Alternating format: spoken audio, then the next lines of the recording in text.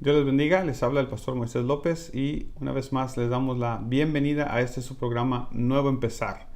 El día de hoy vamos a comenzar con un tema muy importante. Creo yo que se ha escrito mucho acerca de este tema, liderazgo. Hay muchos libros, hay muchos talleres, hay muchas conferencias, etcétera, etcétera. Pero quisiera tomar el tiempo para hablar un poquito acerca de los próximos semanas. Vamos a estar hablando acerca de los próximos días y semanas. Vamos a estar hablando acerca de este tema tan importante. Y creo yo que específicamente en nuestros días es un tema sumamente importante porque hay tanto información y a veces la información que tenemos está basada en algunas buenas ideas, pero lo que yo quiero hacer en este programa es hablar de qué es lo que dice la palabra de Dios. Y voy a comenzar hablando de el propósito del liderazgo. Esta primera parte, esta primera serie de estudios que vamos a estar teniendo, vamos a estar hablando acerca de cuál es el propósito del liderazgo.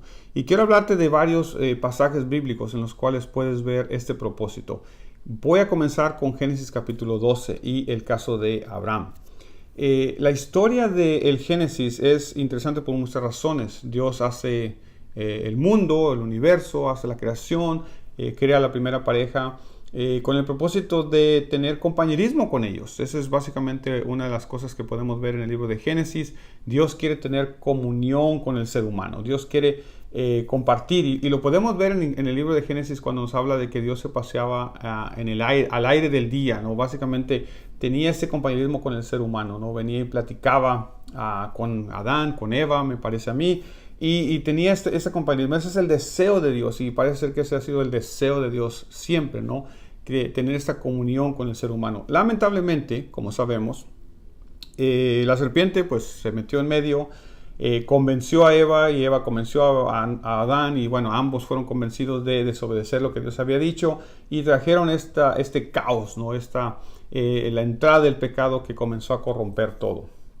Dios sigue lidiando con el ser humano en general a través de diferentes etapas, a través de diferentes periodos, pero al final termina decidiendo por escoger a una sola persona y de esa persona va a formar un nuevo pueblo, ¿no? Y en este caso le toca la bendición a Abraham y Abraham recibe de parte de Dios este llamamiento. Génesis capítulo 12, versículos 1 al 3 nos habla de ello diciendo que Dios le había dicho a Abraham, vete de tu tierra, de tu parentela, de la casa de tu padre, a la tierra que te mostraré. Entonces, lo primero que Dios quiere con Abraham es una ruptura total del trasfondo en el cual vive, ¿no? Sabemos por el texto de Josué 24 de que Abraham era idólatra, igual que todos. Obviamente en aquellos tiempos, esto del ateísmo es algo relativamente nuevo, unos 200, 300 años, tal vez un poco más. Pero usualmente, o sea, históricamente los pueblos han sido creyentes en muchos dioses, es verdad, politeístas, pero el ateísmo no era parte de las sociedades de aquel entonces, por lo menos no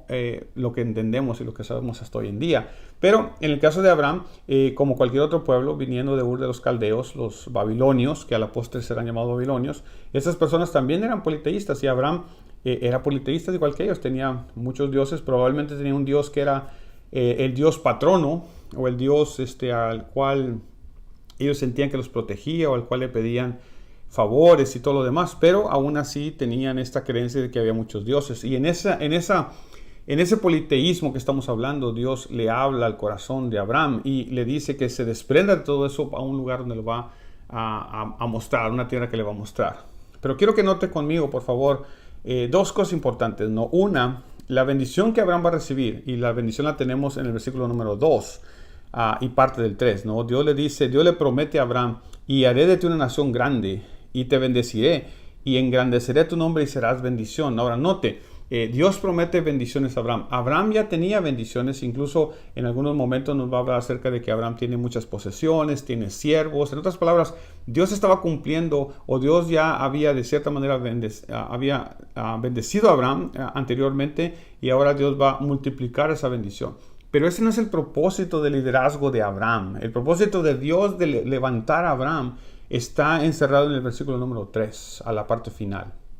Dios levanta a Abraham con un propósito muy específico y es que en él sean benditas todas las naciones de la tierra. En otras palabras, el propósito de Dios llamar a Abraham no es solamente para bendecirlo, no es solamente para que Abraham se goce, no es solamente para que Abraham tenga posesiones, es para que él sea el instrumento por medio del cual el mundo pueda conocer el plan de Dios, la salvación que Dios ofrece, este maravilloso plan de Dios que quiere que el ser humano tenga compañerismo y comunión con Él. Ese es el propósito. En el capítulo 12, versículo 3 nos dice, y en ti serán benditas todas las familias de la tierra. Ese es el centro del mensaje de toda la Biblia. Dios desde un principio no está pensando en un solo pueblo, en un grupo de personas exclusivo. No, Dios está pensando en todas las familias de la tierra. El deseo del corazón de Dios es de que todas las familias de la tierra escuchen este mensaje de salvación, y Abraham es escogido precisamente con ese propósito, con esa intención de ser el hombre que comience con este mover de Dios y este plan de Dios que tiene. ¿Para qué? Para la bendición tuya y mía. Usted y yo hemos sido bendecidos al creer en nuestro Señor Jesucristo, al ser parte de su pueblo, al ser parte de la iglesia de Dios, pero tiene que ver con que alguien dijo que sí. En nuestros días, mi hermano, mi hermana, muchas veces confundimos el liderazgo con reflectores o con fama o con muchas otras cosas, pero lo que notamos en el llamamiento de Abraham, las mismas palabras de Dios, es Dios hablándole, diciéndole, el propósito que tengo, el propósito de tu liderazgo es ser bendición a todas las familias de la tierra. Y el propósito que usted y yo tenemos como líderes hoy en día, en nuestro hogar, en la calle donde estemos, en el trabajo, en la iglesia donde nos ha tocado servir, es que usted y yo seamos de bendición para las personas. Ese es el propósito, más allá de lo que Dios nos pueda dar. Mire, no queremos dejar a un lado esto. Dios le promete a Abraham bendición, Dios le promete que lo va a prosperar, lo va a bendecir. Dios le promete que su nombre será conocido, será engrandecido, pero el punto crucial que no podemos perder de vista es que el propósito número uno de este llamamiento de Abraham es que sea bendición para todas las familias de la tierra. No podemos pensar entonces que el llamado que yo tengo, el llamado que usted tiene al liderazgo, tiene otro propósito. El propósito que Dios tiene en su vida es de que usted sea ese instrumento de bendición para otras personas, que nos convirtamos en ese medio por el cual Dios pueda bendecir a otras personas. Hoy en día, como dije, muchas veces se practica un liderazgo, o a veces hemos practicado nosotros mismos un liderazgo que es más que todo hacia acá, es más que todo para mis propósitos, para mis beneficios, cuando Dios nos llama a usted y a mí a hacer un liderazgo que es de bendición, es un medio de bendición, es un canal de bendición para otras personas, para las personas que están a nuestro alrededor, para las personas a las cuales Dios nos ha puesto o nos ha dado el privilegio de ministrar en la iglesia. El propósito del liderazgo de Abraham es ser bendición a todas las familias de la tierra. Continuamos en un momentito más y vamos a estar hablando también de otros personajes y de otros pasajes bíblicos donde podemos ver cuál es el propósito del llamado de Dios en la vida de estos líderes y de estos siervos. Bienvenidos nuevamente a este segundo segmento de hoy y estamos hablando del propósito del liderazgo. ¿Cuál es el propósito de que Dios llama a hombres y mujeres al liderazgo? ¿Qué es lo que Dios mismo dice o qué es lo que podemos ver en estos siervos y siervas que Dios escogió a lo largo de la historia? Estamos hablando del Antiguo Testamento y el Nuevo Testamento. Hablamos en el segmento pasado de Abraham y cómo el propósito de Abraham es ser bendición a todas las familias de la tierra. Hablemos un poquito acerca de José. José es uno de los descendientes de Abraham, bueno, más específicamente de Jacob, pero es un descendiente de Abraham. Y al igual que Abraham, José también tiene un propósito muy específico y José va a descubrir ese propósito. Usted se recuerda la historia de José. La historia de José es muy interesante por muchas razones, pero una de ellas es de que este hombre es un soñador. Y usted se recuerda que esa es la razón por la cual en algún momento los hermanos, al parecer ya de por sí como que la situación familiar no era muy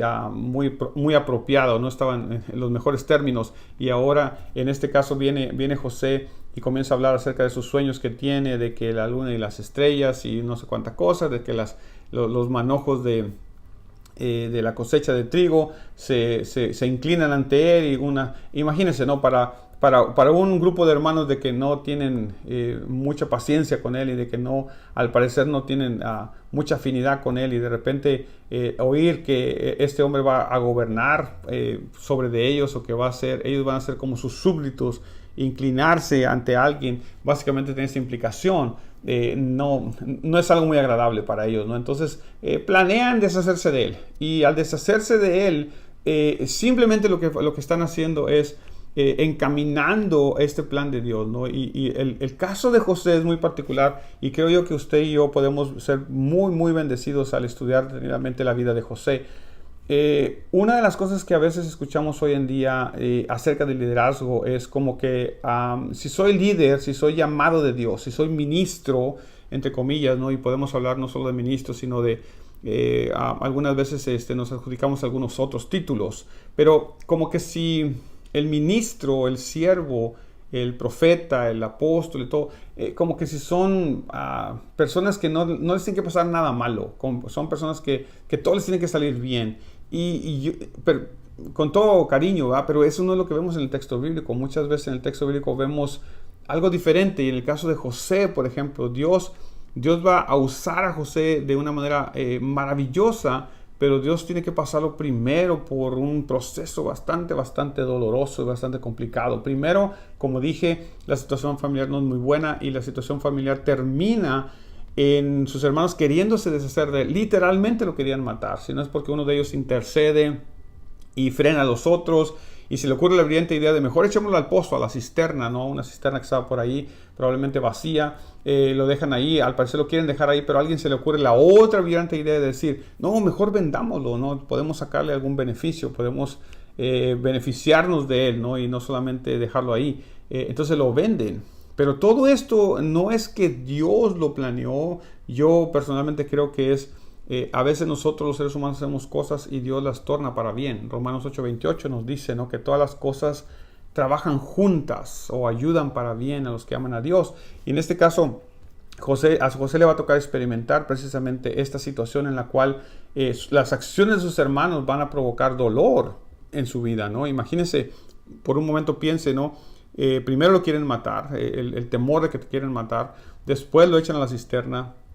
Después le quitan la ropa, probablemente lo enviaron desnudo, probablemente con muy poca ropa, pero cuando lo venden y se va a una tierra lejana, no hablan el mismo idioma, va a tener que aprender el idioma probablemente, y otra vez está fuera, lejos de su casa, no es una persona de mucha edad, no sabemos exactamente qué edad tenía, pero era un joven, y en esa situación, sentir el dolor de que sus hermanos no lo quieren, sentir el dolor de que sus hermanos lo han traicionado y lo han vendido, está lejos de su familia y sin posibilidad de regresar porque ahora es un siervo en la casa de Potifar. Todas estas cosas acontecieron, y es en esa situación donde Dios va a comenzar a obrar en el corazón de este hombre, o ya había comenzado a obrar en el corazón de este hombre, y va a seguir haciendo moldear a este hombre para que sea el medio de bendición que él necesita para su pueblo. ¿Cuál es el propósito de el liderazgo de José? ¿Por qué Dios va a levantar a José de la manera tan espectacular como lo va a hacer? ¿Por qué va a sacar a José de lo peor, de lo más bajo, de una cárcel donde probablemente no tenía ninguna posibilidad de salir, y lo va a hacer el gran hombre, lo va a hacer esta persona poderosa en el país de Egipto? El propósito es salvar al pueblo. Imagínese, piense por un momento que estamos hablando. En algunas ocasiones, algunos de nosotros, o tal vez a usted, mi hermano, mi hermana, que me está viendo o escuchando, le va a tocar a usted pasar por un sinfín de situaciones adversas, pero aún en medio de todo eso usted va a ver la mano de Dios, y en algún momento Dios le va a poner a usted en un lugar de autoridad o de eminencia, pero no solamente para que usted sea beneficiado o beneficiada, no solamente para que usted sea bendecido o bendecida, sino para que usted sea el medio por el cual el pueblo sea salvo. Pero tiene que haber un trabajo especial en el corazón de la persona. Si eso no es así, cuando la persona llegue a ese puesto de eminencia, lo que va a pasar es que va a usar ese poder, esa autoridad que ahora tiene, para desquitarse, para vengarse, para cobrarse las que le hicieron. Y en este caso, la historia está tan bien contada. La historia de José es probablemente una de las más maravillosas del Antiguo Testamento por la manera como está contada y la manera como puedes ver la mano de Dios y este hombre dejándose moldear por Dios, al punto que cuando sus hermanos llegan y se sienten atemorizados porque ahora ya lo reconocieron, ya saben quién es y ya saben qué posición tiene en Egipto. Mire, Si en nuestros países todavía, especialmente en nuestros países de Latinoamérica, ¿no? Y aquí en Estados Unidos a veces también suceden este tipo de cosas, personas en autoridad pueden hacer cosas y nadie se entera. Imagínense en Egipto en aquellas épocas, ¿no? Muy probablemente José pudo haberse deshecho de sus hermanos solamente con decir, desháganse de ellos, y nadie lo hubiera cuestionado, nadie hubiera dicho nada, nadie hubiera preguntado nada. Pero José ha sido moldeado por Dios y su corazón es el corazón del siervo que Dios quiere, para poder cumplir con ese propósito maravilloso de salvar, de ser el medio por el cual Dios va a salvar a su pueblo de Israel. Acuérdense, el pueblo de Israel está en las manos de José ahora. Y José tiene toda la disposición de hacerlo. Las palabras de José en el capítulo 45 de Génesis son maravillosas. ¿Por qué? Porque nos hablan de un hombre que ha sido tocado por Dios, ministrado por Dios, y que no va a usar esa posición de liderazgo para abusar o para desquitarse o para cobrarse lo que le hicieron. Va a usar esa posición de liderazgo para bendecir, para salvar al pueblo, para preservar al pueblo. José le dice a sus hermanos: no les pese el haberme vendido, no os entristezcáis. ¿Por qué? Porque para preservación de vida Dios me envió a este lugar. Y luego después le dice: así de que no fuiste vosotros, Dios me envió primero, Él fue el que, de Él es el plan, todo esto. Mire el entendimiento tan profundo que tiene José de la situación que él mismo vivió. Un entendimiento increíble de cómo él puede ver la mano de Dios, o ha podido ver la mano de Dios en todas las circunstancias de su vida, para verse a sí mismo como el hombre que Dios necesita en ese momento en particular para poder salvar al pueblo de Israel de la hambruna, del exterminio y de que el plan de Dios se hubiera truncado. Yo sé que es el plan de Dios y de alguna manera Dios hubiera hecho algo para continuar con eso, entiendo, pero Dios usa personas como usted y como yo. Dejémonos moldear por Dios. El mensaje que este pasaje nos comunica es: dejémonos moldear por Dios, que Dios limpie nuestro corazón, purifique nuestro corazón, para que cuando usted y yo estemos en una posición de autoridad, no nos desquitemos, no abusemos, sino que seamos el medio por el cual Dios puede salvar al pueblo, que podamos dejar a un lado todo atrás, que podamos decirle a la gente: hey, no te entristezcas lo que hiciste, que no te pese lo que pasó. Mira, Dios, a pesar de todo eso, ha hecho cosas maravillosas. Mira dónde estamos ahora. Mira los privilegios que Dios nos ha dado ahora. Mira las bendiciones que Dios ha derramado sobre nuestra vida. Usemos eso para la gloria de Dios. José fue escogido por Dios, levantado por Dios a una posición de liderazgo muy, muy alta.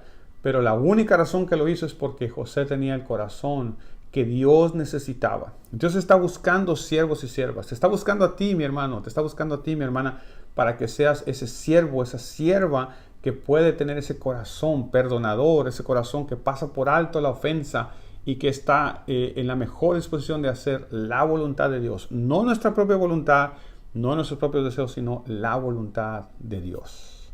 Bendiciones. Continuamos en un momento más con nuestro tercer segmento de El Liderazgo. Qué bueno que continúa en sintonía de nuestro programa. Estamos ahora entrando en nuestro tercer segmento de este día. Estamos hablando del propósito del liderazgo. ¿Cuál es el propósito que Dios tiene cuando nos levanta a una posición de liderazgo? Cuando nos permite tomar una posición de liderazgo, llámese pastorado, llámese diaconado, llámese maestro de escuela dominical o la alabanza o cualquier otro tipo de ministerio que Dios ha puesto en tus manos o en mis manos para desempeñar a favor de su pueblo. ¿Cuál es el propósito de eso? El propósito no es solamente bendecirnos, no solamente honrarnos por nuestra fidelidad, sino que hay propósitos específicos, y lo estábamos viendo en la vida de Abraham y cómo Dios lo va a usar ¿para qué? Para ser de bendición a todas las familias de la tierra. Lo vimos también en el caso de José y cómo Dios, a través de las circunstancias adversas que este hombre tuvo que pasar, Dios moldeó su corazón de tal manera que cuando estuvo en una posición de liderazgo, fue capaz de ser usado por Dios para la salvación del pueblo. El pueblo estaba a punto de perecer por causa de la hambruna, pero ahora a través de José el pueblo va a tener un tiempo de prosperidad, un tiempo de regocijo, un tiempo de crecimiento, porque es a través de lo que Dios hizo con José que el pueblo de Israel puede crecer y aumentar y multiplicarse en la tierra de Egipto. Pero después pasa el tiempo y Dios va a ocupar otros líderes, y esa es una de las cosas interesantes de lo que estamos hablando del tema liderazgo. El liderazgo, hay líderes que son para ciertos tiempos, hay líderes que son para ciertas épocas. Por ejemplo, José fue muy útil en el tiempo, Dios lo usó grandemente, pero ya José ya murió, entonces ahora hay necesidad de otro líder y Dios va a levantar nuevos líderes. Y este nuevo líder que va a levantar, y en este segmento vamos a estar hablando acerca de Moisés. Moisés es el líder que Dios va a levantar en un momento difícil del pueblo. Durante el tiempo que José estuvo reinando o estuvo co-gobernando Egipto, y probablemente por mucho tiempo después, acuérdense que Israel pasó en Egipto más o menos unos 400 años. Entonces, en esas épocas, durante todo ese tiempo, obviamente las cosas no fueron todas malas, ¿no? Los últimos años de su estancia en Egipto, las cosas cambiaron porque un faraón diferente entró, y el faraón que entró aparentemente no era muy afable con las personas de otros pueblos, ¿no? Y lo podemos ver, ¿no? En diferentes circunstancias, diferentes naciones, donde hay algunos gobernantes no quieren a los extranjeros, por ejemplo. Este es el mismo caso que estamos hablando. Y una manera de resolver este problema en el contexto del libro de Éxodo es el exterminio, ¿no? Porque este gobernante tiene temor de que el pueblo es muy numeroso y de que el pueblo en algún momento va a tomar el control del país, ¿no? Tienen tantas personas, tantos varones, y los varones son... ¿Por qué razón matar a los varones? Porque los varones son los que van a ir a la guerra más comúnmente, ¿no? Especialmente en aquellos tiempos, ¿no? Eran los varones los que iban a la guerra, eran los varones los que salían en el ejército. Entonces, ese es el programa que tienen, y el caso de Moisés es particular porque en cierta manera hay un poco de sarcasmo en el capítulo 2 de Éxodo, cuando la mamá de Moisés decide esconderlo, ¿no? Y note cómo el hombre más poderoso, y por eso que hay un poco de sarcasmo en el capítulo 2 de Éxodo, porque el hombre más poderoso es desafiado por puras mujeres. Todas las mujeres lo desafían, ¿no? Que tal vez en el tiempo que estamos hablando, las mujeres no tenían mucha voz ni mucho voto, especialmente en Egipto, ¿no? En esas épocas, y de repente el faraón da un edicto, da una orden de que exterminan a los niños, y las dos parteras, que son egipcias, dicho sea de paso, desobedecen porque tienen temor de Dios. Y comienzas a notar cómo personas por causa de obedecer a Dios van a ser capaces de enfrentarse o de decirle no a la persona en el poder. Después la mamá de Moisés desobedece. Después la hermana de Moisés desobedece y es copartícipe de este encubrimiento, ¿no? De este esconder al niño, cuando ya es prácticamente se vuelve casi imposible esconder al niño. Entonces no solamente las dos parteras, la mamá de Moisés, la hermana de Moisés, sino que ahora la misma princesa toma al niño y lo mete en la casa de Faraón, y Faraón se va a encargar de darle comida, alimentación y educación al niño por los próximos 40 años. Y es más o menos hasta los 40 años de que Moisés va a salir por primera vez. Si usted se acuerda toda la historia, cómo él siente afinidad por su pueblo, obviamente, ¿no?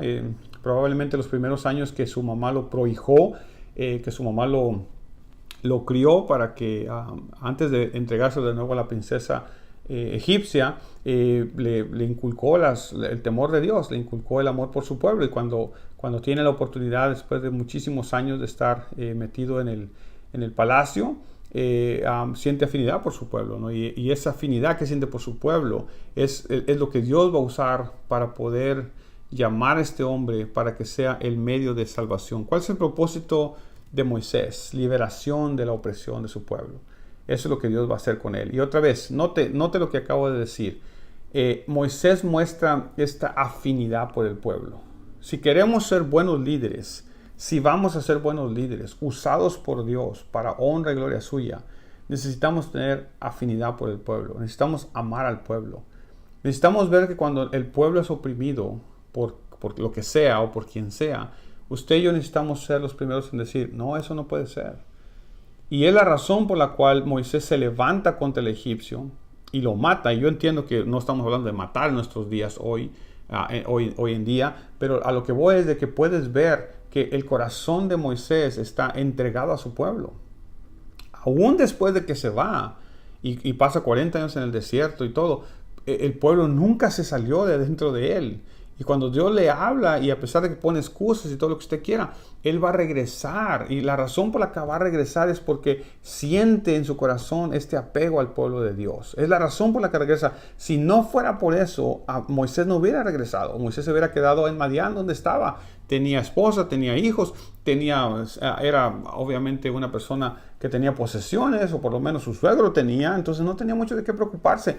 No es por la fama, no es por el dinero, es por el amor que siente al pueblo, y Dios lo convence, y va a venir y va a enfrentar a Faraón, y va a enfrentar a su propio pueblo no le cree, su propio pueblo no se enoja con él, se enfada con él, y va a soportar todas esas cosas Moisés. ¿Por qué? Porque su propósito es liberar al pueblo. Y muchas veces, mis hermanos y hermanas, la posición que Dios nos da de liderazgo no implica que todas las cosas van a salir bien y que el pueblo va a estar siempre contento. El pueblo muchas veces no estuvo contento con Moisés, pero Moisés tiene muy en claro lo que tiene que hacer de parte de Dios, y es sacar al pueblo de opresión y llevarlo a la tierra prometida. Yo sé que Moisés no alcanza a entrar, yo sé que Moisés por su testarudez no entra a la tierra prometida, pero Moisés es el hombre que enfrenta a Faraón. Moisés es el hombre que Dios usó para sacar al pueblo de Egipto, en esta travesía por el desierto, después de la desobediencia y todo lo que usted quiera. Pero es Moisés la persona, es usted y yo, somos usted y yo, mi hermano, mi hermana, que somos llamados por Dios. ¿Para qué? Para ser ese instrumento de bendición para el pueblo. Seamos el instrumento de bendición para el pueblo. Permitamos que Dios obre en nosotros.